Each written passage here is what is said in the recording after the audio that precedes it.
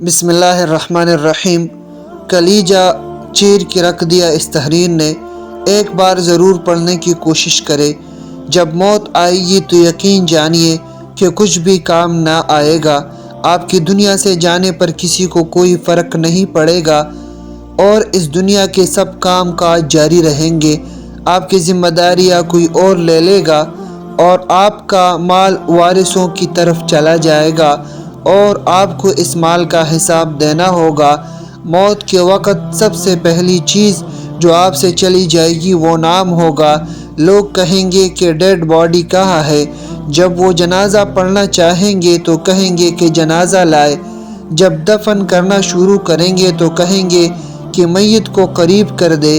آپ کا نام ہرگز نہ لیا جائے گا۔ مال، حسب و نسب، منصب اور اولاد کی دھوکے میں نہ آئے۔ یہ دنیا کس قدر زیادہ حقیر ہے اور جس کی طرف ہم جا رہے ہیں وہ کس قدر عظیم ہے۔ آپ پر غم کرنے والوں کی 3 اقسام ہوں گے۔ جو لوگ آپ کو سرسری طور پر جانتے ہیں وہ کہیں گے ہائے مسکین، اللہ اس پر رحم کرے۔ نمبر 2، آپ کے دوست چند گھڑیاں یا چند دن غم کریں گے، پھر وہ اپنے بات اور ہنسی مذاق کی طرف لوٹ جائیں گے۔ نمبر 3، آپ کے گھر کے افراد کا غم گہرا ہوگا۔ وہ کچھ ہفتے، کچھ مہینے یا 1 سال تک غم کریں گے اور اس کے بعد وہ آپ کو یادداشتوں کی ٹوکری میں ڈال دیں گے۔ لوگوں کے درمیان آپ کی کہانی کا اختتام ہو جائے گا اور آپ کی حقیقی کہانی شروع ہو جائے گی اور وہ آخرت آپ سے زائل ہو جائے گا۔ آپ کا حسن، آپ کا مال، آپ کا صحت، آپ کی اولاد، آپ اپنے مکان اور محلات سے دور ہو جائیں گے۔ شوہر بیوی سے اور بیوی شوہر سے جدا ہو جائے گی۔ آپ کے ساتھ صرف آپ کا عمل باقی رہ جائے گا۔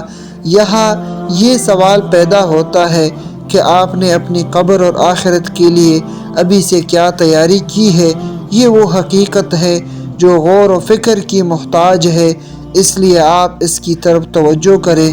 فرائض، نوافل، پوشیدہ صدقہ، نیک اعمال، تہجد کی نماز اور اچھے اخلاق کی طرف شاید کہ نجات ہو جائے۔ آج جسم میں روح ہے، موقع ہے، اچائی والے کام کرو اور آگے بھیجو۔ کل جسم ہوگا لیکن روح پرواز کر چکی ہوگی، پھر افسوس اور پچھتاوے کے سوا کچھ بھی باقی نہیں رہے گا۔